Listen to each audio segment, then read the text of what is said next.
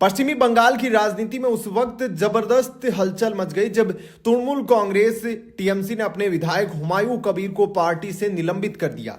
यह कार्रवाई हुमायूं कबीर द्वारा मुर्शिदाबाद जिले में बाबरी मस्जिद से मिलती जुलती मस्जिद की नींव रखने की घोषणा के बाद की गई थी, जिसने अयोध्या में राम मंदिर के उद्घाटन से ठीक पहले 86 पारा चढ़ा दिया था। टीएमसी नेता और मंत्री फिरहाद हकीम ने प्रेस कॉन्फ्रेंस कर हुमायूं कबीर के निलंबन की जानकारी दी और उनके बयान पर कड़ी आपत्ति जताई। हकीम ने सवाल किया कि हुमायूं कबीर बाबरी मस्जिद क्यों बनाएंगे। उन्होंने कहा, अगर उनके पास अधिक पैसा था तो वे कोई दूसरा रचनात्मक काम क्यों नहीं करने की बात कहते। फिरहाद हकीम ने इस पूरे बाबरी मस्जिद प्रोपेगेंडा के पीछे भारतीय जनता पार्टी का हाथ बताया। हकीम ने आरोप लगाया कि हुमायूं कबीर का इरादा बेलडांगा में जानबूझकर दंगा भड़काने का था। उन्होंने कहा कि विधायक रेजी नगर में रहते हैं और भरतपुर से विधायक हैं, लेकिन बेलडांगा में दंगा करने की साजिश कर रहे हैं।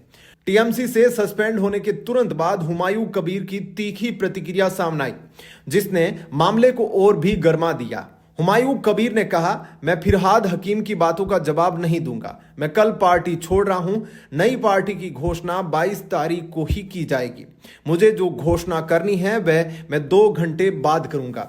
निलंबित विधायक हुमायूं कबीर यहीं नहीं रुके। उन्होंने सीधे टीएमसी सुप्रीमो और मुख्यमंत्री ममता बनर्जी पर राष्ट्रीय स्वयंसेवक संघ आरएसएस के लिए काम करने का बेहद गंभीर आरोप लगाया। कबीर ने याद दिलाया कि जब ममता बनर्जी पहली बार सत्ता में आई थी तो उन्हें 182 सीटें मिली थी और उस वक्त उन्हें हुमायूं कबीर की जरूरत थी, इसलिए उन्हें पार्टी में शामिल किया गया।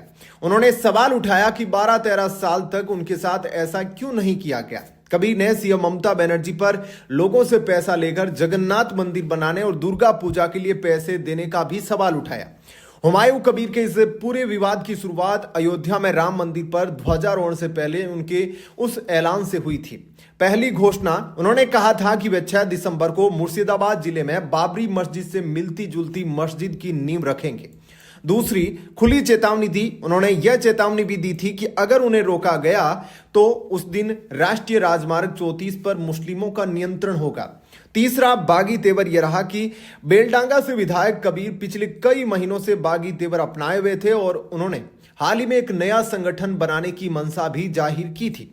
इस संवेदनशील मुद्दे पर राष्ट्रीय स्तर पर भी प्रतिक्रिया आई और प्रशासन हरकत में आया। मध्य प्रदेश की पूर्व मुख्यमंत्री उमा भारती ने कड़ी चेतावनी देते हुए कहा कि देश में मुगल वंश के संस्थापक बाबर के नाम पर यदि मस्जिद बनाने का कोई प्रयास होगा तो उसका भी वही हाल होगा जो 6 दिसंबर 1992 को अयोध्या में हुआ था, यानी मस्जिद ध्वस्त कर दी जाएगी। पश्चिमी बंगाल के राज्यपाल सीवी आनंद बोस ने भी राज्य सरकार को कानून व्यवस्था बनाए रखने के लिए तत्काल कदम उठाने का निर्देश दिया था। बोस ने प्रशासन को आवश्यक होने पर एहतियातन लोगों को हिरासत में लेने के लिए भी कहा था।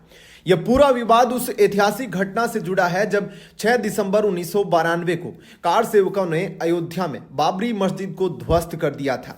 उनका दावा था कि यह मस्जिद राम जन्मभूमि मंदिर को तोड़कर बनाई गई थी। बाद में सुप्रीम कोर्ट के आदेश के बाद उसी स्थान पर राम मंदिर का निर्माण हुआ है, जबकि मस्जिद के लिए अलग जगह पर जमीन आवंटित की गई है।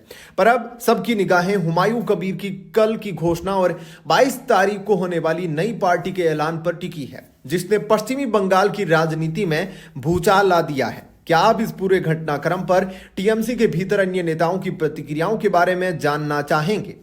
कमेंट सेक्शन में अपनी राय जरूर दीजिएगा। धन्यवाद।